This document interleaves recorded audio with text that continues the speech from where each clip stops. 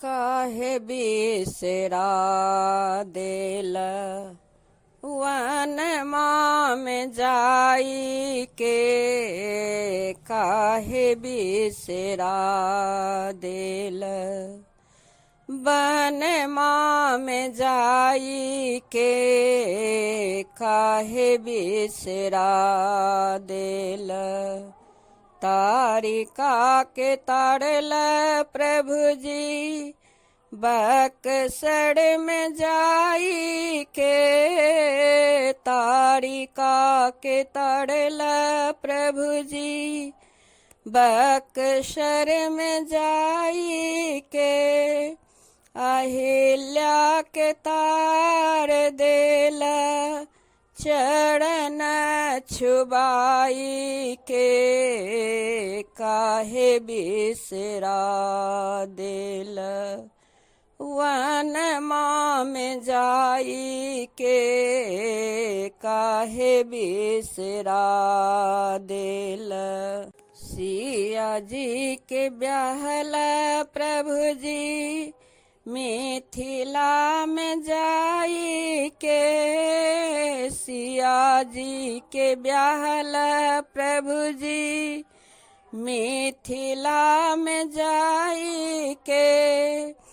जनक जी के प्राण रखला धनुषा के तोरी के, काहे बिसरा देल वनमा में जाई के, काहे बिसरा देल केवट के ताड़ल प्रभु जी चरण धुलाई के, केवट के ताड़ल प्रभु जी चरण धुलाई के, गिद्ध के तार देल गोदी में उठाई के, काहे बिसरा देल वनमा में जाई के, काहे बिसरा देल सबरी के ताड़ल प्रभु जी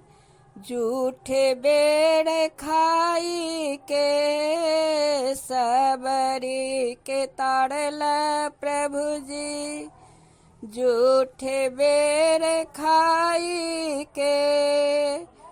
बाली के तार देल पंपापुर जाई के, काहे बिसरा देल वनमा में जाई के, काहे बिसरा देल रावण के ताड़ल प्रभु जी लंका में जाई के, रावण के ताड़ल प्रभु जी लंका में जाई के, विभीषण के तार देल राजा बनाई के, काहे बिसरा देल वनमा में जाई के, काहे बिसरा देल।